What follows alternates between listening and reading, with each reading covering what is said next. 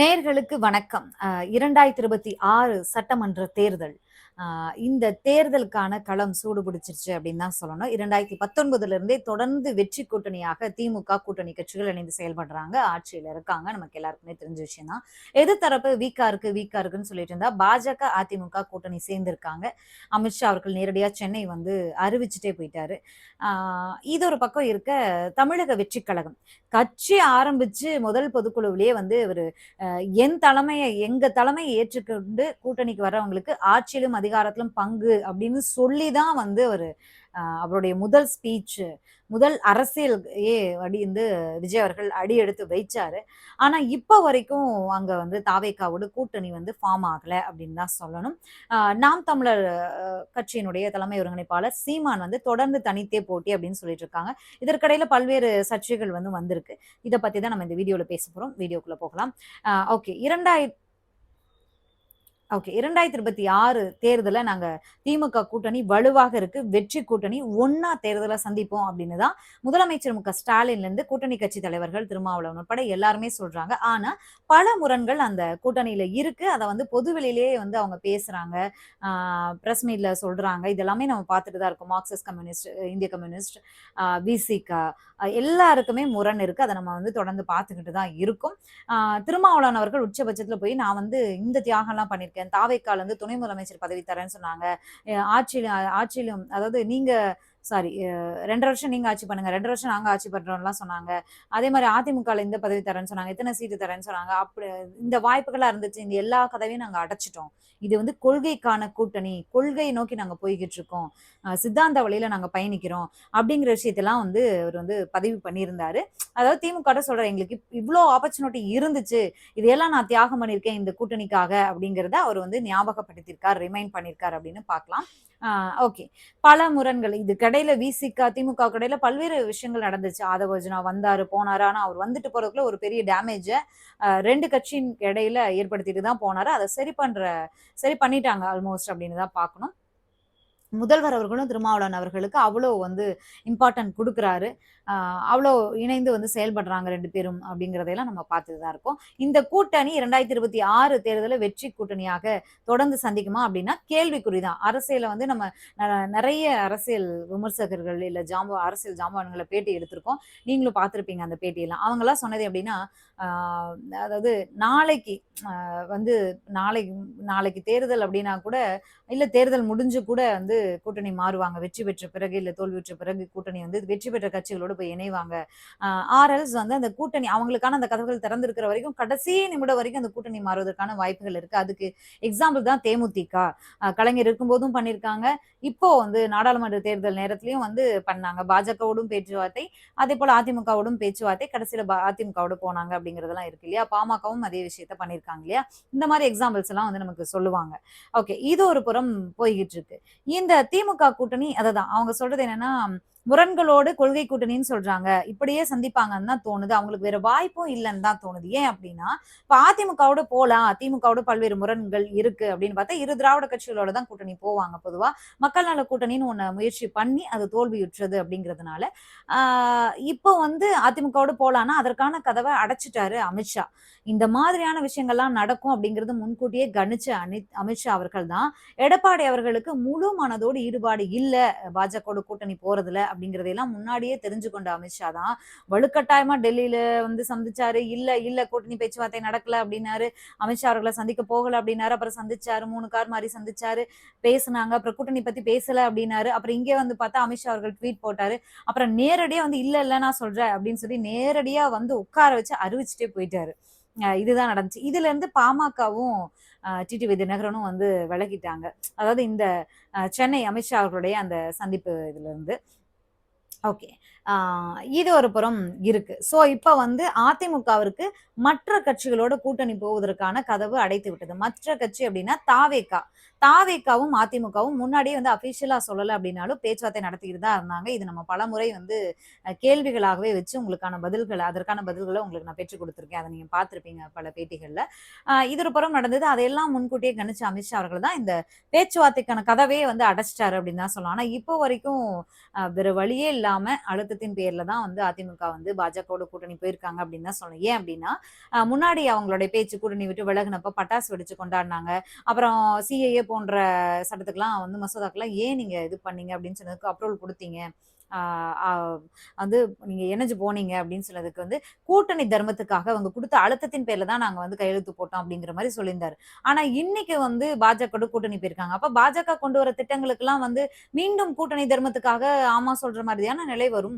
அது எப்படி அப்ப விலகுனதுக்கான காரணம் அத சொன்னீங்க. இப்ப மீண்டும் போய் சேர்ந்துகிட்டு மீண்டும் அதே தானே பண்ண போறீங்க. அப்ப மக்களுக்கு வந்து சிஏஏ போன்ற இதுக்கெல்லாம் வந்து சைன் பண்ணியிருக்கீங்க அப்படின்னா, பாஜக மக்களுக்கு எதிரான ஏதாவது விஷயங்கள கொண்டு வந்தாலும் அதற்கு வந்து கூட்டணி தர்மத்துக்காக நீங்க வந்து இணைந்து போவீங்க அப்படிங்கிறது தானே அதனுடைய மீனிங் ஆகும் அப்படிங்கிறது ஒரு விஷயம் நம்ம நோட் பண்ணணும். இந்த ஒரு விஷயம் இருக்கு.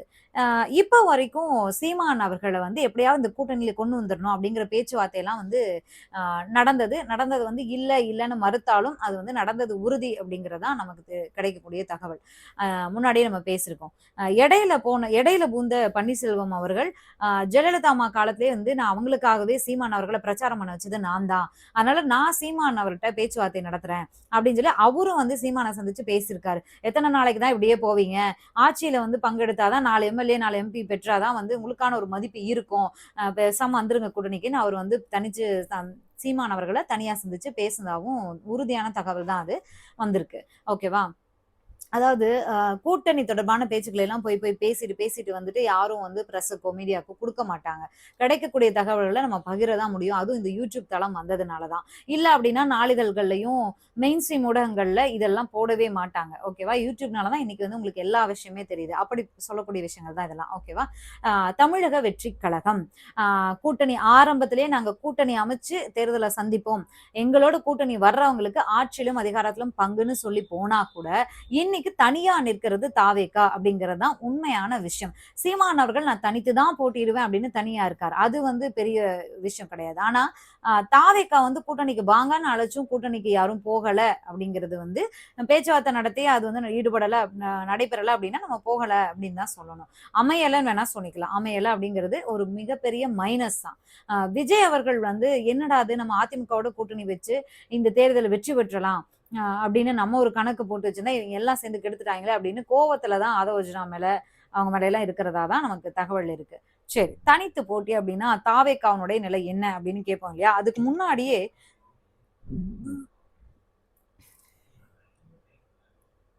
இன்னும் சில சம்பவங்கள் நடந்திருக்கு. என்ன அப்படின்னா, தாவேக்காவ எப்படியாவது பாஜக கூட்டணிக்கு கொண்டு வந்துரணும் அப்படிங்கிறது தான் அமித்ஷா அவர்களுடைய விருப்பமாக இருக்கு.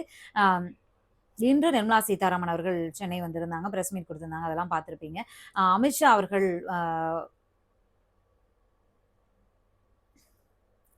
ஓகே. தாவேக்காவ எப்படியாவது நம்ம கூட்டணிக்கு கொண்டு வந்துரணும். ஏன்னா, அவருக்கு வந்து 10% கிட்டத்தட்ட 10% கிட்ட ஓட்டு கண்டிப்பா விழும் அப்படிங்கிறது தான் எல்லாருடைய கணிப்பா இருக்கு. அதனால எப்படியாவது கூட்டணி கொண்டு வந்துட்டா 2026லயே திமுகவ வீட்டுக்கு அனுப்பிடலாம். அதற்கான முயற்சியில ஈடுபடுங்க அப்படின்னு சொல்லி நயினார் நாகேந்திரன் அவர்களுக்கு அமித்ஷா அவர்கள் கடுமையான உத்தரவு பிறப்பிச்சிருக்கார் அப்படிங்கிறது தான் வந்து இன்றைய லேட்டஸ்ட் தகவலாக இருக்கு. நயினார் நாகேந்திரன் அவர்கள் சரின்னு உத்தரவு சரிங்கய்யா அப்படின்னு சொன்னாரா அப்படின்னா, இல்லன்னு தான் சொல்லணும். மௌனமாக வந்திருக்காரு. அதுவும் வந்து அவருக்கு ஒரு காலக்கெடுவும் குடுக்கப்பட்டிருக்கிறதாம். ஆகஸ்ட்டுக்குள்ள முடிச்சிடணும். தாவேக்காவ எப்படியாவது நம்ம கூட்டணியில இணைச்சிடணும் அப்படிங்கிறது தான் வந்து அமித்ஷா அவர்களுடைய உத்தரவாக இருக்கு. அ இதுக்கு வந்து எந்த அளவுக்கு வாய்ப்பு இருக்கு அப்படின்னு தெரியல. ஏன்னா, தாவேக்காவினுடைய கொள்கைகள் முழுக்கமே பாஜகவுக்கு எதிரான கொள்கைகள் தான். அப்படி இருக்கும்போது எப்படி பாஜகவோடு போய் கூட்டணி சேர்ந்தா, ஒருவேளை சேர்ந்தா திமுகவிற்கான வெற்றி தான் ரொம்ப ஈஸி ஆயிடும். அ இன்னைக்கு ஃபேன்ஸா வந்து விஜய் அவர்கள் மீது அப்படியே ஏறி குதிச்சு பாலாபிஷேகம் பண்ணி இளநீய போய் வீச போனாரு ஒருத்தர் அந்த வேன் மேல. இந்த அளவுக்கு பேயா இருக்கக்கூடிய ஃபேன்ஸ் வந்து நாளைக்கு வந்து பேயா மாறிடுவாங்க. அதாவது விஜய்க்கு எகெயின்ஸ்டா பாஜகவோட போய் கூட்டணி சேர்ந்தா. யங்ஸ்டர்ஸா இருந்தாலும், யாரா இருந்தாலும் வந்து இன்னைக்கு பாஜக செய்யக்கூடிய விஷயங்கள எல்லாமே பார்த்துட்டு தான் இருக்காங்க அப்படிங்கும்போது, இப்ப கூட வந்து அ சிபிஎஸ்இ பாடத்திட்டம் எடுத்து படிக்கக்கூடிய மாணவர்களுக்கு 3ஆம் வகுப்பு, 5ஆம் வகுப்பு, 8ஆம் வகுப்பு அதுல குறைவான மதிப்பெண்கள் எடுத்தா ஃபெயில் அப்படிங்கிற ஒரு இத வந்து கொண்டு வந்திருக்காங்க. இத வந்து பள்ளியில இடைநிறுத்தல வந்து அதிகப்படுத்தும். அதாவது ஃபெயில் ஆயிட்டு அவங்க மீண்டும் எக்ஸாம் எழுதி பாஸ் ஆகுறதுங்கிறது டஃப்பான விஷயங்கும்போது, பசங்க வந்து ஃபெயில் ஆகி வீட்லயே முடங்குறது, இல்ல வேற ஏதாவது ஒரு இதுக்கு போறது, அப்படிங்கிற மாரியான செயல்கள் அதிகரிக்கும் இல்லையா? இது வந்து 3ஆம் வகுப்பு, 5ஆம் வகுப்புல என்ன வந்து வந்து மதிப்பெண்கள வச்சு இது ஆல் பாஸ்ன்ற நடைமுறை எதுக்காக வந்துச்சு? படிச்சவங்களோட எண்ணிக்கைய அதிகப்படுத்தணும் அப்படிங்கிறதுக்காக தானே வந்துச்சு. ஓரளவுக்கு அந்த ஸ்டாண்டர்ட்க்கு தாண்டி போகும்போது அவங்களா பிள்ளைங்களா படிச்சுக்க போறாங்க. இது எல்லாம் ஆராய்ச்சி பண்ணாமலா அப்படி கொண்டு வந்திருப்பாங்க. சிபிஎஸ்இல இப்படி ஒரு இத வந்து ரூல வந்து இது பண்ணியிருக்காங்க. இதுக்கு வந்து எல்லாருமே எதிர்ப்ப தான் கல்வியாளர்கள் எல்லாருமே எதிர்ப்ப தான் பதிவு பண்ணிக்கிட்டு இருக்காங்க.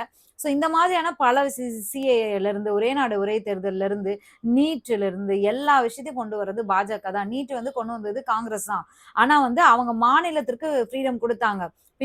பின்பற்ற விருப்பம் இல்லாத மாநிலங்கள் அதிலிருந்து விலகிக்கலாம் அப்படிங்கிற மாரியான குடுத்தாங்க. ஆனா பாஜக வந்து எல்லாருக்கும் ஒரே இது தானே. அவங்க ஒரே நாடு ஒரே தேர்தல் மாரி அவங்க கொண்டு வந்தா எல்லாரும் ஃபாலோ பண்ணி தான் ஆகணுங்கிறதுல தானே. இல்லன்னா நிதி குடுக்க மாட்டோம் அப்படிங்கிறது தானே பிடிவாதமா இருக்காங்க.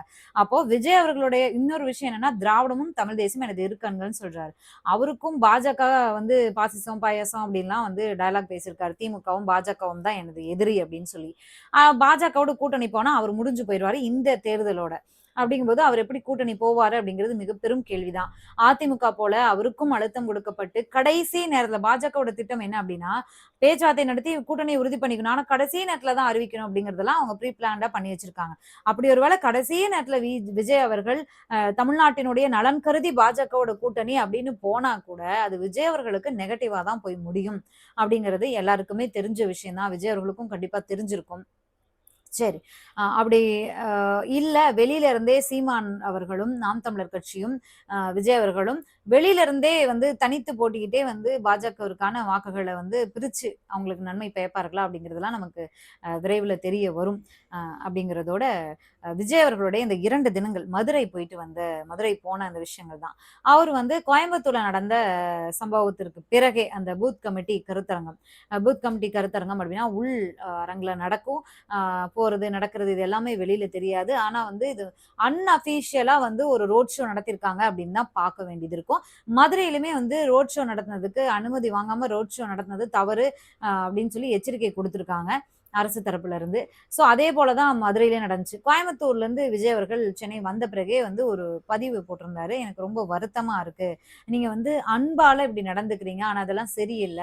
வேன் மேல ஏறது, பின்தொடர்றது, ஹெல்மெட் போடாம வர்றது இதெல்லாம் எனக்கு ரொம்ப சங்கடமா இருக்கு. இனிமே இத தயவு செஞ்சு நீங்க பண்ணக்கூடாது. டிசிப்ளின் ரொம்ப முக்கியம். அப்படின்னு வந்து ஒரு ட்வீட் போட்டிருந்தாரு. பதிவிட்டிருந்தாரு. ஆனா வந்து ஒருத்தர் கூட அது ஒரு பொருட்டாவே மதிக்கல அப்படிங்கிறது தான் வந்து மதுரை சம்பவத்துல வந்து தெரிய வருது. இதற்கு முன்னாடி இந்த ஜனநாயகன் பட ஷூட் ஆரம்பிச்சே பல நாட்கள் ஆகிறது. அப்படி இருக்கும்போது, இதுவரைக்கும் அந்த ஜனநாயகன் ஷூட்க்கு விஜய் அவர்கள் போனதும் தெரியாது, வந்ததும் தெரியாது. அப்படியே ஏர்போர்ட்லனா கூட மாஸ்க்க போட்டு அவர் பாட்டுக்கு சைலன்ட்டா போவாரு, வருவாரு. இப்படிதான் இருந்துச்சு. இந்த முறை ஏன் அப்படின்னா, அவங்களுடைய மாஸ காட்டணும் அப்படிங்கிறதுக்காக தான் ஐடி விங் மூலியமா எல்லா நியூஸுமே ஸ்ப்ரெட் ஆயி, இவரு இங்க போறாரு, இத்தன மணிக்கு இந்த ஃப்ளைட் அப்படின்லாம் ஸ்ப்ரெட் ஆயி தான் இந்த கூட்டம் கூட்டப்பட்டிருக்கு அப்படிங்கிறதும் வந்து தெரிய வருது நமக்கு இந்த தகவல். ஏன் இப்படி ஒரு விஷயம் நடக்குது அப்படின்னா, விஜய் அவர்கள் நல்லது பண்ண தானே அரசியலுக்கு வராரு. அப்போ நம்ம போனா இவ்ளோ கிரவுடு வருது. நம்ம மாச காட்டுறதுக்காக நம்ம வந்து வர சொன்னோம் அப்படின்னா, இவ்ளோ கிரவுடு வரும். அதுல தள்ளுமுள்ளு வரும். இவங்க வேன் மேல ஏறுவாங்க. இதெல்லாம் நடக்கும். அப்படின்னு தெரிஞ்சே நீங்க இந்த விஷயத்த பண்றீங்க அப்படின்னா, எவன் செத்தா என்ன? எவனுக்கு அடிபட்டா என்ன? என்ன நடந்தா என்ன? நான் என் மாச காட்டணும் அப்படின்னா, அப்ப உங்களுக்கும் மத்தவங்களுக்கும் என்ன வித்தியாசம்? நீங்க அப்ப மக்களுக்கு நல்லது பண்ணவா வரீங்க? அப்படிங்கிறது இங்கேயே முதல் கேள்வி எழுது. சரி இது எல்லாம் தாண்டி விஜய் அவர்கள் ஒரு பிரஸ் மீட் குடுத்தாரு. நம்மளே நெறைய வாட்டி சொல்லியிருக்கோம். பிரஸ் மீட் கூட குடுக்கலையே ஒரு அரசியல்வாதி அப்படின்னு சொல்லி. பிரஸ் மீட் குடுத்திருந்தாரு. என்ன சொன்னாரு அப்படின்னா, "நான் வந்து என்னோட பெர்சனல் ஒர்க்கா வந்திருக்கேன். ஜனநாயகன் ஷூட்டிங்காக வந்திருக்கேன். நீங்கலாம் வந்து இப்படி ஃபாலோ பண்ணி வரக்கூடாது. பின்னாடி என் வேன் பின்னாடியே வரக்கூடாது. எல்லாரும் பத்திரமா வீட்டுக்கு போங்க. நான் என் வேலைய பார்க்குறேன். நீங்க உங்க வேலைய பாருங்க" அப்படின்னு சொல்லியிருந்தாரு. ஒரு அரசியல்வாதி. இதுதான் தமிழக தமிழக வரலாற்றுன்னு இல்ல. அரசியல் வரலாற்றிலேயே முதல் முறை இதுதான் வந்து ஒரு அரசியல் கட்சி தலைவர், "நான் என் வேலைய பார்த்துட்டு போறேன். என் பின்னாடி யாரும் வராதீங்க. ஆ நீங்க உங்க வேலைய பார்த்துட்டு போங்கன்னு" சொல்லியிருப்பாருன்னு நெனைக்கிறேன். அரசியல் கட்சி கூட்டங்கள், பொதுக்குழு, மாநாடு, மீட்டிங்கு, கருத்தரங்கம், போராட்டம் எல்லாமே நடத்த வேண்டியது தான். அஃபிஷியலா பெர்மிஷன் வாங்கிட்டு நடத்தணும். அதுலயும் ஒரு ஒழுக்கம் வேணும். எல்லா கட்சி நிகழ்ச்சிகள்லுமே தவறுகள் நடக்க தான் செய்யும். திமுக கட்சி நிகழ்ச்சியில கூட அதுவும் கனிமொழி அவர்கள் கலந்து கொண்ட ஒரு நிகழ்ச்சியில கூட பெண் காவலர் மீதே மாரி ஒரு அத்துமீறினாங்க. அதற்கான விஷயங்கள்லாம் நடந்துச்சு. அதே மாரி அதிமுக மாநாடுல எல்லா கட்சி மாநாட்டிலயும் நடந்திருக்கு. ஆனா நம்ம வந்து யங்ஸ்டர்ஸ் அப்படிங்கும்போது ஒரு ஒழுக்கத்த அவங்க ராணுவ கட்டுப்பாட்டோடு உள்ளரங்குல வச்சு அந்த பூத் கமிட்டி மாநாடு நடந்துச்சு இல்லையா? அந்த போல அ எப்படி செயல்படணும்? நீங்க எப்படி நடந்துக்கணும்? எப்படி டிசிப்ளினா இருக்கணும்? அப்படின்னு சொல்லி ஒரு மாநாட்ட போட்டு, உள்ள அரங்குக்குள்ள மீடியாவே அலோவ் பண்ண வேணாங்க நீங்க. உள்ள அரங்குக்குள்ளேயே வச்சு அட்வைஸ் பண்ணி, அவங்க கேட்கிற மாரி அட்வைஸ் பண்ணி, உண்மையா மனதார நீங்க வராதீங்கன்னு சொல்லி, இந்த மாரியான விஷயங்கள ஃபாலோ பண்ணா, ஜனநாயகன் ஷூட்டிங் முடியிற வரைக்கும் இது போன்ற சம்பவங்கள் நடக்காம இருக்கலாம். இப்போ வண்டிக்கு டேமேஜ் ஆச்சு. இளநிய ஒருத்தர் வீசியிருப்பாரு எனக்கு தெரிஞ்சு விஜய் மேலேயே. காவல்துறையினர் மேல எல்லாம் அதாவது விஜய் அவர்களுடைய பாதுகாப்புக்கு வந்து காவல்துறையினர் மேல பாலாபிஷேகம்லாம் பண்ணி அவங்கள எந்த அளவுக்கு வெறுப்பானாங்க அப்படிங்கிறதெல்லாம் நம்ம பார்த்தோம். அங்க இருந்தக்கூடிய வாகனங்கள் எல்லாத்துக்குமே சேதம்லாம் இருந்துச்சு. ரோடே எப்படி இருந்துச்சு இல்லைன்னா அந்த விஜய் அவர்கள் கொடைக்கானல் வண்டி போனதுக்கப்புறம் பார்த்திருப்போம். அது போக பின்னாடியே பின்தொடர்ந்துட்டு போனாங்க எத்தனை பேரு. ஹெல்மெட் போடாம எத்தனை பேர் போறாங்க. ஆக்சிடென்ட் ஆச்சு கோயம்புத்தூர் இதுலயே. இந்த மாதிரியான விஷயங்கள் எல்லாம் தவிர்க்கணும். அவங்களுடைய தொண்டர்கள், தொண்டர்களா நமக்கு தெரியல. ஓட்டு போட்டு அது 26 எலக்ஷன் முடிஞ்ச பிறகு தான் நமக்கு தெரிய வரும்.